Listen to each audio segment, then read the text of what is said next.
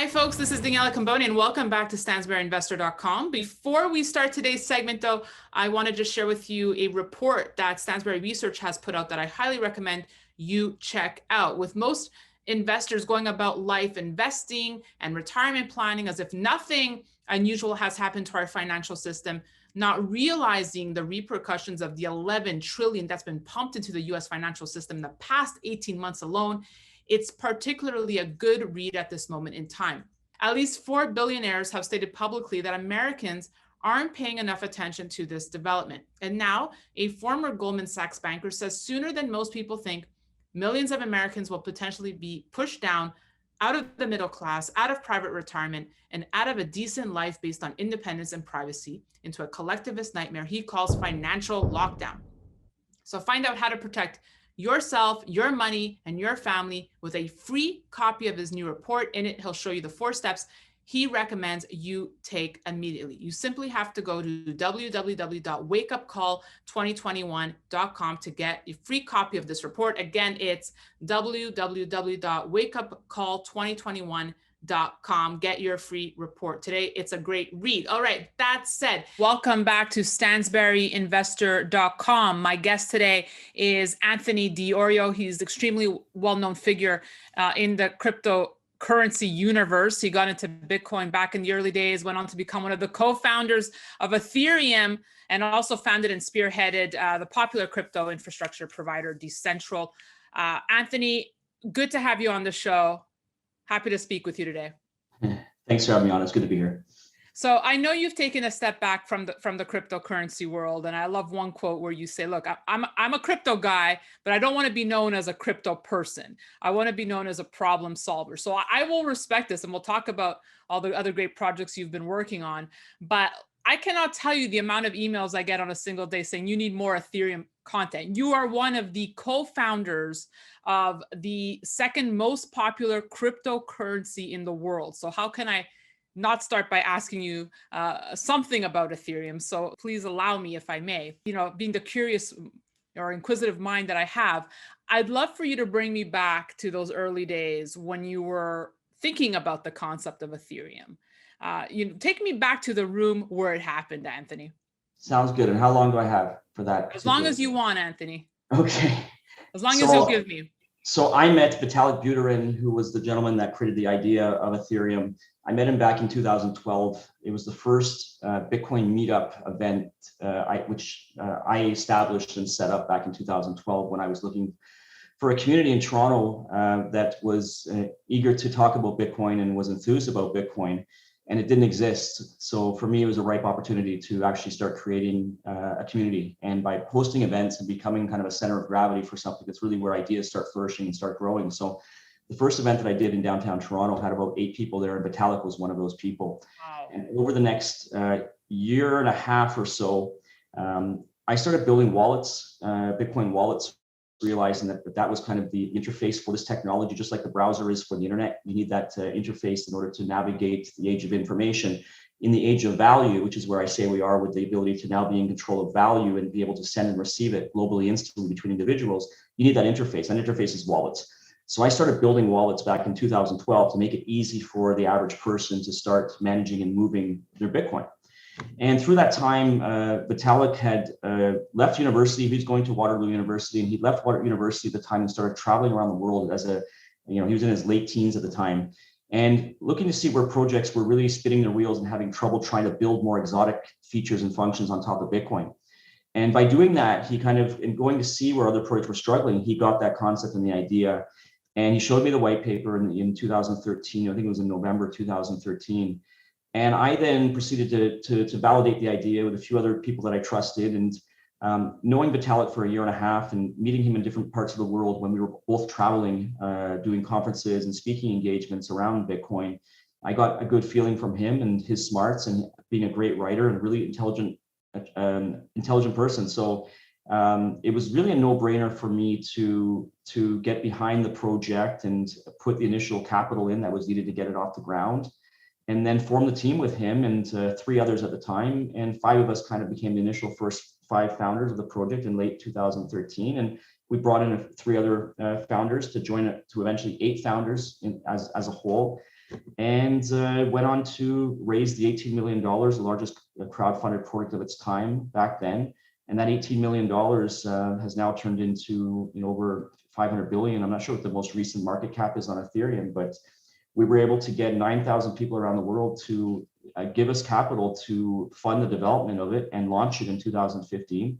And that created 9,000 stakeholders that were incentivized with us to grow it and continue it forward. And when you have that many stakeholders all aligned in a similar fashion, you get massive communities of similar interests and people that are very enthused. And the whole idea came about to kind of remove these middle layers of intermediaries and non-value added participants from the equation that are usually involved in many different sectors, and automate things more and work on the faster, cheaper, better systems that smart contracts and the Ethereum platform can provide. So it was a really amazing start. I'm so fortunate and blessed to be part of it, and with thousands of other people have taken it to where it is today.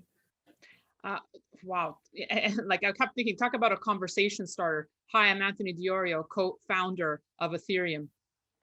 I want you to bring me to the moment that you realized you were on the brink of something huge with Ethereum. When did you realize that? It was actually, I guess, it came in stages. It wasn't kind of a one-time thing. In late 2013, when we started on Skype, building channels and building building channels there for our team, and the amount of enthusiasm as we started talking about to others and people realizing, hey, this could be the next thing next to Bitcoin. This could be, because everything was Bitcoin at the time. There was nothing but Bitcoin, really. And the idea, as we were hearing from other people, that this has an opportunity to be big, and it has an opportunity to do great. And just the amount of community and people that started rallying around it, and the amount of meetup groups that started all around the world and communities that started forming, gave that initial sense of this could be something really big to me.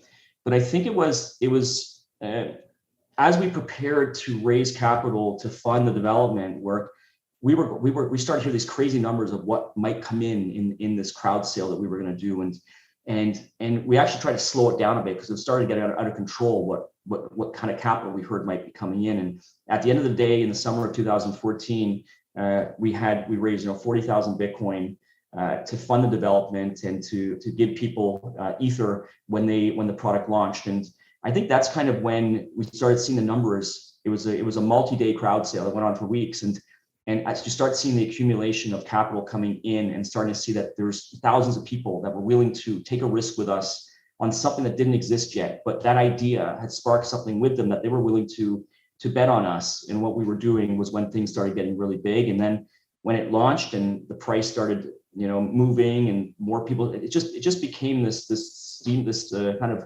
steamroller of community and people and tech and developers all coming together with a project that people saw has an ability to really create a lot of positive change in many different sectors, not just finance. And that's kind of what this thing went beyond Bitcoin and goes beyond Bitcoin. It's just not about finance only. It's about many other things. And it gives a more flexible, functional, programmable blockchain system that Bitcoin can't provide at this time. And such a good point. I want to bring it back to where you said nothing but Bitcoin. And for many folks, for the maximalists out there isn't anything other than Bitcoin. Yet, I've been covering this space for a long time. We usually talk about Bitcoin versus gold. Now I'm hearing a lot of chatter of Bitcoin versus Ethereum and how Ethereum would outperform Bitcoin, and should we go into a higher interest rate environment, et cetera, et cetera. And with the advent of NFTs and DeFi, that Ethereum, could it possibly surpass Bitcoin? If you're asking me that, I think it's definitely possible. I'm not going to say one way or the other. I think it has a great chance to do it, just because of the scale and scope and the amount of different sectors and impact that it can have.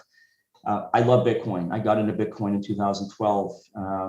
Everything that I was doing back in the day was around Bitcoin, getting people together, setting up physical locations where groups could come together and ideas could start going. And it was all around Bitcoin.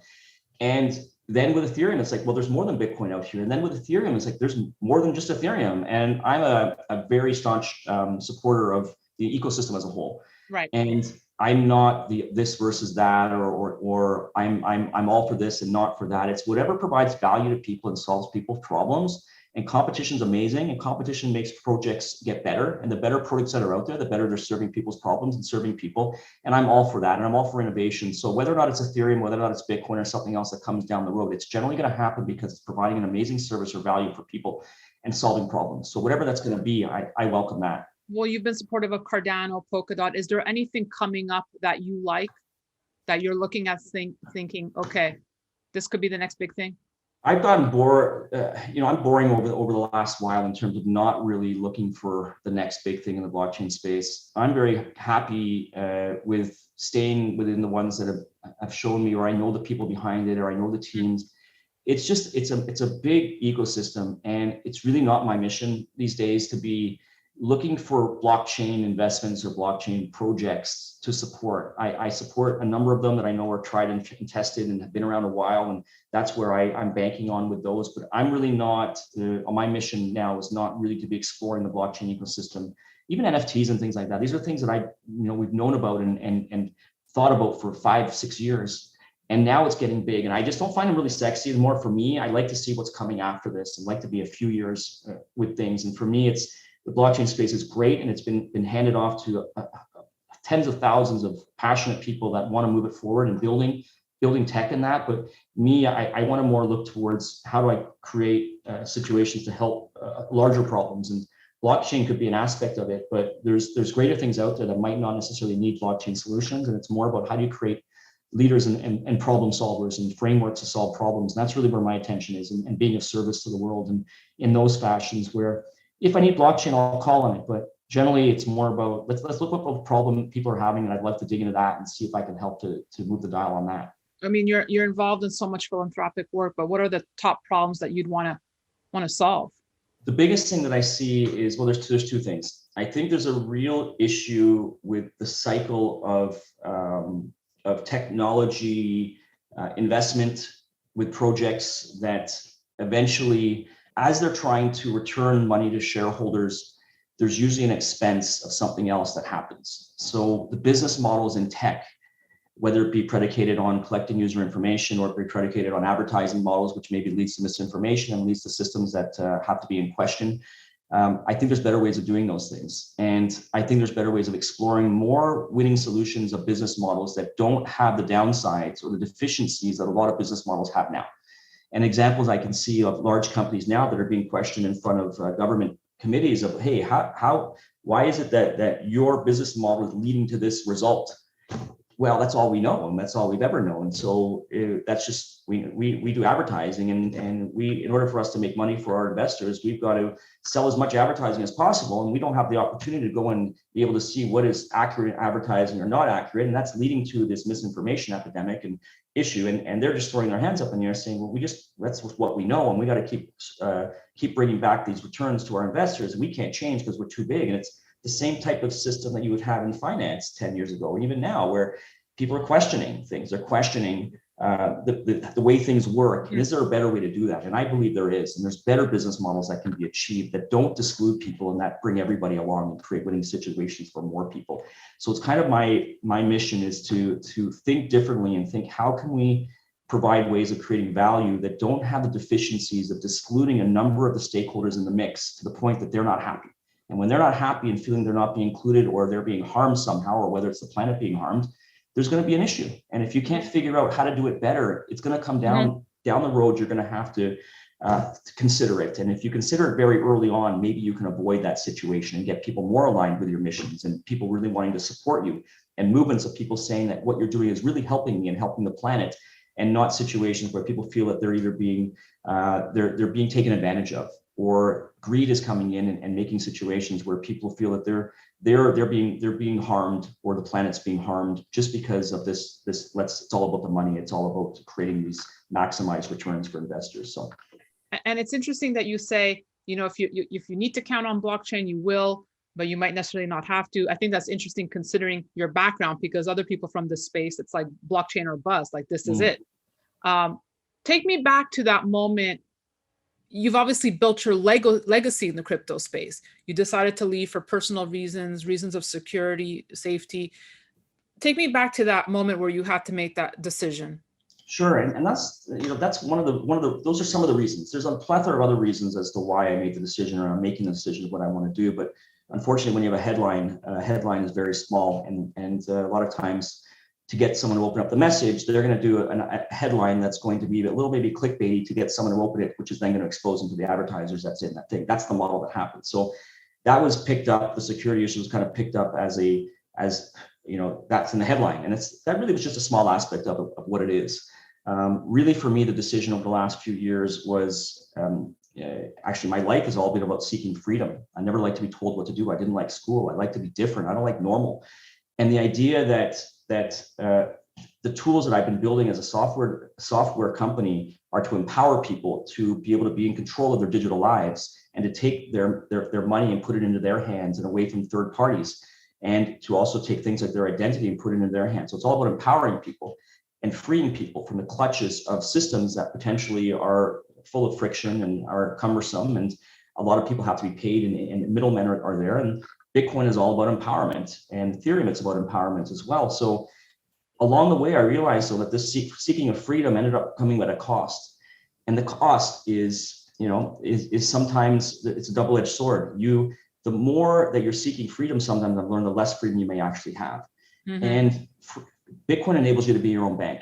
Well, what happens when you have these people now that they're their own banks, and potentially it's more risky for them to be their own bank rather than have their money in a bank? So there's two sides to every story, and there's value with banks. There's value with third parties in certain circumstances. And for me, the idea of being in the crypto space has its risks, different than it would be in other ecosystems. And for me, I decided to think about, if I'm not happy with the risks in where I'm doing right now, what would I really like to do? And for me, it was figuring out how I could take my problem solving models to other sectors and solve larger problems. And I felt I'd be safer doing that. And I felt it's a better mission because I want to do what I'm good at, which is solving problems.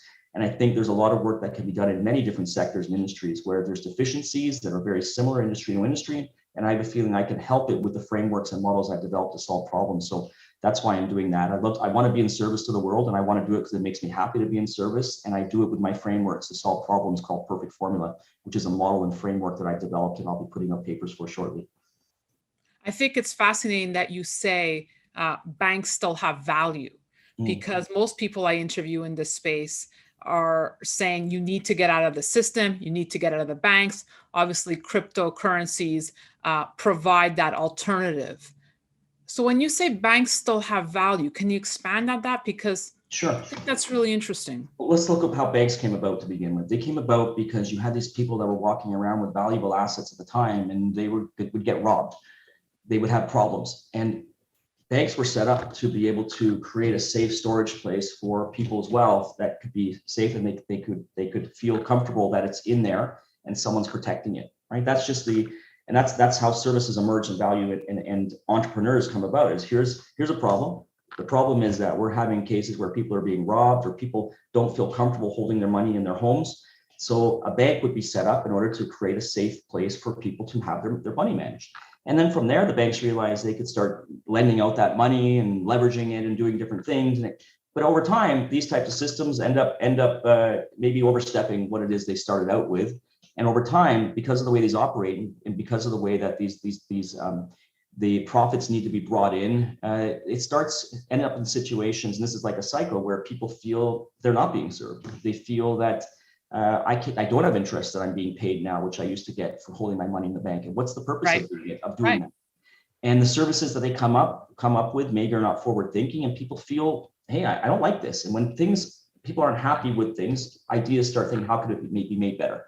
And really, Bitcoin came out of the deficiencies in the financial institution. It came into the deficiencies of government currencies. It came in with the inadequacies of printing money and printing to infinity, instead of having sound money, which is what Bitcoin has kind of brought to the space with properties of a digital technology that is global, that can send from one person to another instantly across the world, instead of having to send from country to country with these limited currencies from one region to another. And it really was a technology solution to a problem, and a philosophical and principled solution to a problem that's existed for a long time and that people were questioning, especially after the housing crisis, the financial crisis that happened in 2008. It was a perfect time for Bitcoin to come about.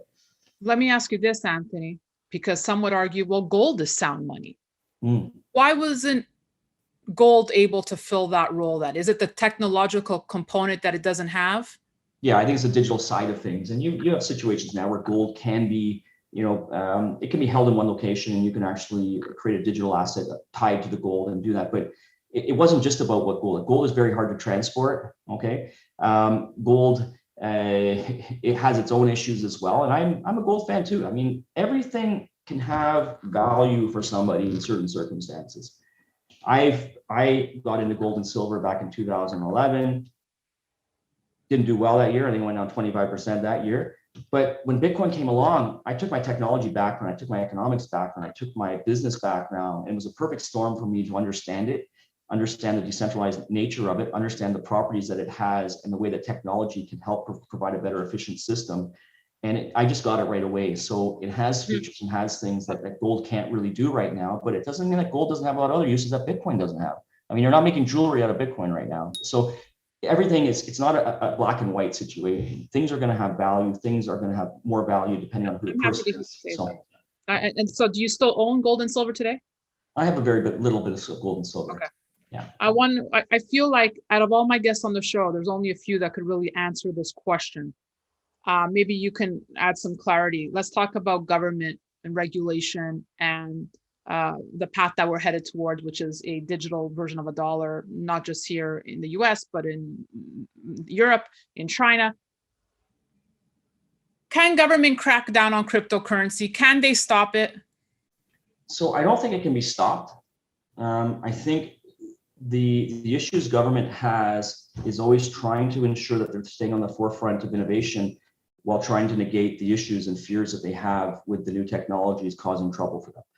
So it's a balance. And in a global economy, you have countries around the world, and those that embrace it and those that are going to look to bring it forward in ways that can still be potentially cautious, but don't stifle it, are going to be the ones that are going to win out at the end of the day, because they're the ones that are going to be creating new jobs, new sectors, new industries, new ideas are going to come from that. And to shut things down or to add it, we have to be very fearful and we can't let this happen, it's going to have consequences. So the countries that do that aspect may find they start falling behind, and they're going to shoot themselves in the foot potentially by doing that. So there's somewhere in the middle there, something has to be done to understand the fears that the governments have, be able to tackle those fears without quashing the technology.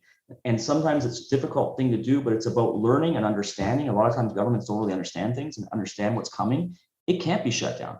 You understand that this will be the future. It is coming. Now it's how you're going to adapt to what's coming instead of being fearful and trying to just shut things down and using a hammer to do that. And those that want to listen or those that want to talk about it, that's where I'm always encouraged to have discussions about is let's have the discussion. Let's talk about your fears. Why is it that you're concerned or maybe going down a certain direction of regulation?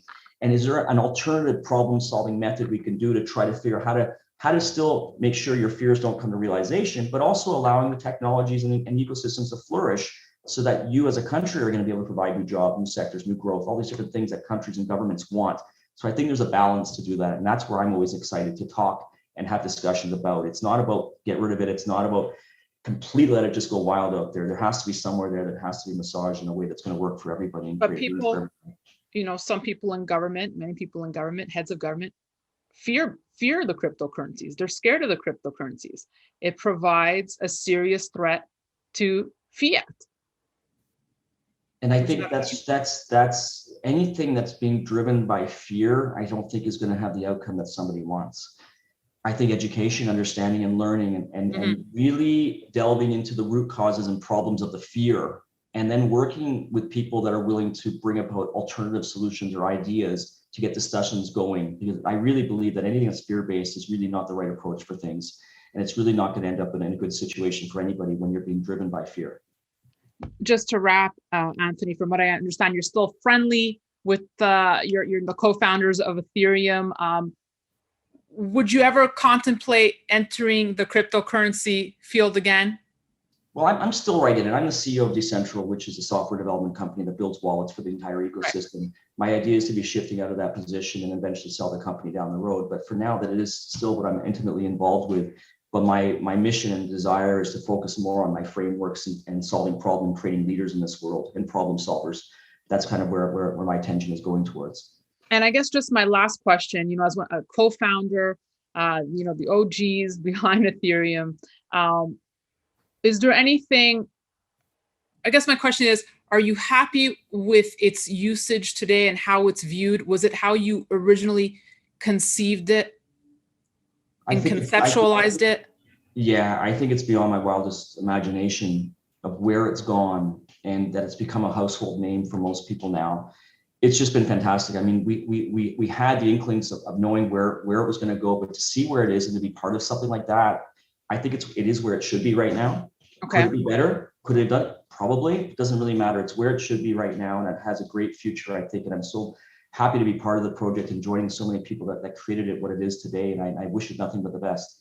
On that note, Anthony, thank you so much, and I'm happy to finally have content regarding Ethereum, because the folks back at home have been asking me for it. So I don't think I could beat you as a guest. Thank you so much. Thank you. It's been wonderful. Anytime. Thanks so much, Daniela. Getting straight to the source. And thank you all for watching. Be sure to stay tuned to stansberryinvestor.com for more content, and for premier content, don't forget to sign up at danielacambone.com. That's it for me. Thanks for watching.